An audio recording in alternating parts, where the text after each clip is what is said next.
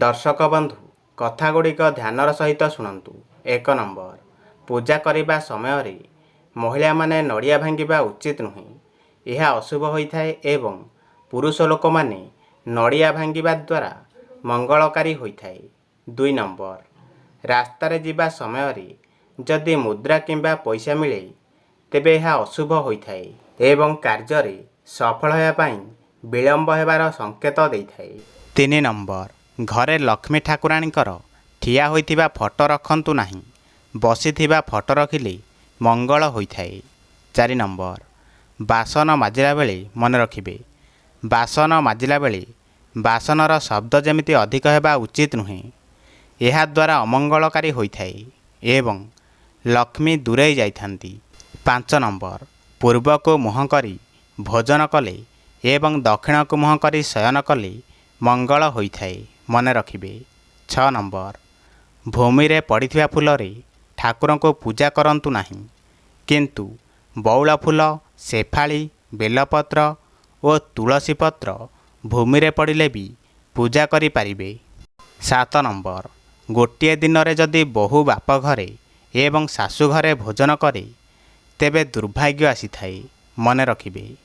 8 number, ଦର୍ଶକ ବନ୍ଧୁ ଧଳା ପାରାର ମୂର୍ତ୍ତି ଘରେ ରଖିଲେ ମନରୁ ଦୁରଭାବନା ଦୂରେଇ ଯାଇଥାଏ ଏବଂ ସଦ୍ଭାବନା ଆସି ପହଞ୍ଚିଥାଏ। 9 ନମ୍ବର, ଭୋଜନ କଲାବେଳେ ମନେ ରଖିବେ, ଭୋଜନ କଲାବେଳେ ପିତ୍ତଳ ନଚେତ୍ କଦଳୀପତ୍ର କିମ୍ବା ଶାଳପତ୍ର ବ୍ୟବହାର କରନ୍ତୁ। 10 ନମ୍ବର, ଘର ପାଖରେ କଇଁଆ ଗଛ, ତାଳ ଗଛ ଓ ବାଉଁଶ ଗଛ ରଖନ୍ତୁ ନାହିଁ, ଏହା ବିପଦ ଆଣିଥାଏ। 11 ନମ୍ବର, ଗୁରୁବାର ଓ ଶନିବାର ଦିନ ଲୁହା ଜାତୀୟ ଜିନିଷ ଘରୁ ବିକନ୍ତୁ ନାହିଁ, ଏହା ଅମଙ୍ଗଳ ହୋଇଥାଏ। 12 ନମ୍ବର, ଅମାବାସ୍ୟା, ପୂର୍ଣ୍ଣିମା ଓ ଏକାଦଶୀରେ ଦୂରଯାତ୍ରା କରନ୍ତୁ ନାହିଁ, ଶୁଭ ଫଳ ମିଳିନଥାଏ। 13 ନମ୍ବର, ଘରର କବାଟ ଝରକା ଉପରେ ପାଲଟା ଲୁଗା କିମ୍ବା ଗାମୁଛା ରଖନ୍ତୁ ନାହିଁ, ଏହା ଅମଙ୍ଗଳ ହୋଇଥାଏ। 14 ନମ୍ବର, ପିଲା ପାଇଁ ମା କ୍ଷୀର ହେଉନଥିଲେ 2 ଚାମଚ କପା ପତ୍ରର ରସ 7 ଦିନ ଖାଇଲେ କ୍ଷୀର ଅଧିକ ପରିମାଣରେ ହୋଇଥାଏ। 15 ନମ୍ବର, ରୋଷେଇ ଘର କାନ୍ଥରେ କେବେ ନୀଳ ରଙ୍ଗ କିମ୍ବା କଳା ରଙ୍ଗ କରନ୍ତୁ ନାହିଁ, ଏହା ଘୋର ଅନାର୍ଥ ହୋଇଥାଏ। 16 ନମ୍ବର, ଘରେ ଅଭାବ ଲାଗି ରହୁଥିଲେ ଛୋଟ ପିତ୍ତଳ ଢାଳରେ କଏନ୍ ଭର୍ତ୍ତି କରି ପଶ୍ଚିମ ପଟରେ ରଖନ୍ତୁ, ଏହା ମଙ୍ଗଳ ହୋଇଥାଏ। 17 ନମ୍ବର, ଭୋଜନ କରିବା ସମୟରେ ଗୋଡ଼ରେ ହାତ ରଖନ୍ତୁ ନାହିଁ କିମ୍ବା ମୁଣ୍ଡରେ ଟୋପି କିମ୍ବା ଗାମୁଛା ଭିଡ଼ନ୍ତୁ ନାହିଁ। 18 ନମ୍ବର, ମାନସିକ ଅଶାନ୍ତି ରହୁଥିଲେ ଯୋଡ଼ିଏ ବଂଶୀ ଛକ କରି ଘରେ ରଖନ୍ତୁ। 19 ନମ୍ବର, ପିଲାଙ୍କୁ 1 ବର୍ଷ ପର୍ଯ୍ୟନ୍ତ ତୁଳସୀ ରସ ସହିତ ମହୁ ଖାଇବାକୁ ଦେଲେ ପିଲାଙ୍କୁ କେବେ ବି ଥଣ୍ଡା ହୁଏ ନାହିଁ। 20 ନମ୍ବର, ମୋଟା ଲୋକ ପତଳା ହେବା ପାଇଁ ଚାହୁଁଥିଲେ ମନେ ରଖିବେ, ପ୍ରତିଦିନ ସକାଳୁ ଖାଲି ପେଟରେ ଗୋଟିଏ ଗ୍ଲାସ ଜିରା ପାଣି ପିଅନ୍ତୁ ଏବଂ ସକାଳୁ କିଛି ସମୟ ଚାଲିବାକୁ ଯାଆନ୍ତୁ। 21 ନମ୍ବର, କଣ୍ଠ ସୁମଧୁର କରିବା ପାଇଁ ହେଲେ ଅଦାକୁ ଚୋବାଇ ଅଦା ରସ ସେବନ କରନ୍ତୁ। 22 ନମ୍ବର, ସକାଳୁ ଉଠି କୁଳୁକୁଚା ପାଣି ଆଖିରେ ମାରିଲେ ଆଖି ରୋଗ ଦୂର ହୋଇଥାଏ। 23 ନମ୍ବର, ଦୁଦୁରା ପତ୍ର ରସକୁ ମୁଣ୍ଡରେ ମାରିଲେ ଚୁଟି ଝଡ଼ିବା ବନ୍ଦ ହୋଇଥାଏ। 24 ନମ୍ବର, ବାଛୁରୀ ନଥିବା ଗାଈର କ୍ଷୀର ମନେ ରଖିବେ, ବାଛୁରୀ ନଥିବା ଗାଈର କ୍ଷୀର ଛୋଟ ପିଲାଙ୍କୁ ପିଇବାକୁ ଦିଅନ୍ତୁ ନାହିଁ ଏବଂ ଠାକୁରଙ୍କ ପୂଜାରେ ଲଗାନ୍ତୁ ନାହିଁ, ଏହା ଅମଙ୍ଗଳ ହୋଇଥାଏ। 25 ନମ୍ବର, ଅସଲି ମହୁକୁ ଜାଣିବା ପାଇଁ ହେଲେ ଖଣ୍ଡେ ସାଧା କାଗଜରେ ପକାଇ ଦିଅନ୍ତୁ, ଏହା ଭେଦିବ ନାହିଁ। 26 ନମ୍ବର, ପାଟିରୁ ଯଦି ଦୁର୍ଗନ୍ଧ ବାହାରୁଥିଲେ ଗୋଲାପ ଜଳ ସହିତ ଲେମ୍ବୁ ପାଣି ମିଶାଇ କୁଳି କରନ୍ତୁ। 27 ନମ୍ବର, ପୂର୍ଣ୍ଣିମା, ଅମାବାସ୍ୟା, ସଂକ୍ରାନ୍ତି, ଜନ୍ମଦିନ ଏବଂ ପିଣ୍ଡଦାନ ଦିନ କେବେ ବି ଚୁଟି କିମ୍ବା ନଖ କାଟନ୍ତୁ ନାହିଁ। 28 ନମ୍ବର, ରାତିରେ ଶୋଇବା ବେଳେ ଦର୍ପଣ ଉପରେ କଳା କପଡ଼ା ଘୋଡ଼ାଇ ଦିଅନ୍ତୁ, ଏହା ମଙ୍ଗଳ ହୋଇଥାଏ। 29 ନମ୍ବର, ଛୋଟ ପିଲା ଯଦି ଅନବରତ କାନ୍ଦୁଥାନ୍ତି ଶୋଇବା ଖଟକୁ ମୟୂର ପୁଚ୍ଛରେ ଝାଡ଼ି ଶୁଆଇ ଦିଅନ୍ତୁ।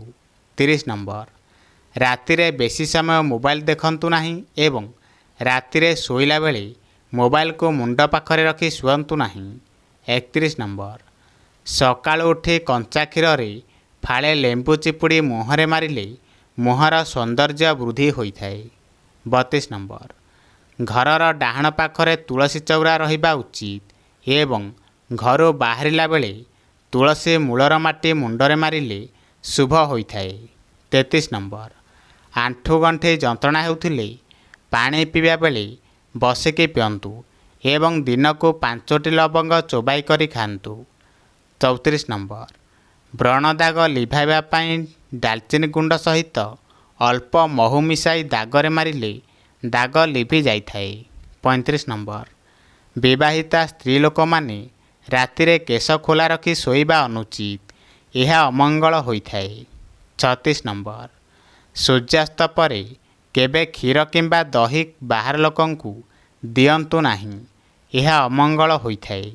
37 ନମ୍ବର, ଠାକୁର ପୂଜା କଲାବେଳେ ମନେ ରଖିବେ ତଳେ ପିଢ଼ା ଉପରେ କିମ୍ବା ପଥର ଉପରେ ବସି ପୂଜା କରନ୍ତୁ ନାହିଁ, ଆସନ ଉପରେ ବସି ପୂଜା କରନ୍ତୁ। 38 ନମ୍ବର, ଦଶମୀ ଏବଂ ଦ୍ୱାଦଶୀ ତିଥିରେ ପୋଇ ଏବଂ ଏକାଦଶୀରେ ଶିମ୍ବ ଖାଆନ୍ତୁ ନାହିଁ। 39 ନମ୍ବର, ଜଗନ୍ନାଥ ମନ୍ଦିରକୁ 3 ଥର ଏବଂ ଶିବ ମନ୍ଦିରକୁ ଅର୍ଦ୍ଧ ପରିକ୍ରମା କଲେ ମଙ୍ଗଳ ହୋଇଥାଏ। 40 ନମ୍ବର, ଘରେ ଅଶାନ୍ତି ଲାଗି ରହୁଥିଲେ ଶନିବାର ଦିନ ବଉଳ ଗଛ ଚାରିପାଖେ 7 ଥର ପରିକ୍ରମା କରି ତା'ର ଚେରକୁ ଘରେ ରଖନ୍ତୁ, ଏହାଦ୍ୱାରା ଘରର ଅଶାନ୍ତି ଆସିନଥାଏ। 41 ନମ୍ବର, ଘରେ ଅଚଳ ଘଣ୍ଟା ରଖନ୍ତୁ ନାହିଁ କିମ୍ବା ଘଣ୍ଟା ଦକ୍ଷିଣ କାନ୍ଥରେ ଲଗାନ୍ତୁ ନାହିଁ, ଏହା ଅମଙ୍ଗଳ ହୋଇଥାଏ। 42 ନମ୍ବର, ପ୍ରଜାପତି ଯଦି ଦେହରେ ବସନ୍ତି ତେବେ ସୁଖ ଲାଭ ହୋଇଥାଏ ଏବଂ ବୁଢ଼ିଆଣୀ ଜାଲ ମୁଣ୍ଡରେ ଲାଗିଲେ ନୂତନ ବସ୍ତ୍ର ପ୍ରାପ୍ତି ହୋଇଥାଏ। 43 ନମ୍ବର, ମଙ୍ଗଳବାର ଦିନ କେବେ ବି ଟଙ୍କା ଧାର କରଜ କରିବା ଉଚିତ ନୁହେଁ, ଏହାଦ୍ୱାରା ଶୁଝିବା କଷ୍ଟକର ହୋଇଥାଏ। 44 ନମ୍ବର, ସୂର୍ଯ୍ୟ ଉଦୟ ସମୟରେ କାଉ ଯଦି ପୂର୍ବ କିମ୍ବା ପଶ୍ଚିମ ଦିଗରେ ରାବ ଦିଏ ତେବେ ଜାଣିବ ଯେ ଏହା ଶୁଭ ହୋଇଥାଏ ଓ ଶୁଭ ସମାଚାର ମିଳିଥାଏ। 45 ନମ୍ବର, ତ୍ରୟୋଦଶୀ ତିଥିରେ ପିତାମାତା ବାଇଗଣ ଖାଇଲେ ସନ୍ତାନମାନଙ୍କର ଅମଙ୍ଗଳ ହୋଇଥାଏ।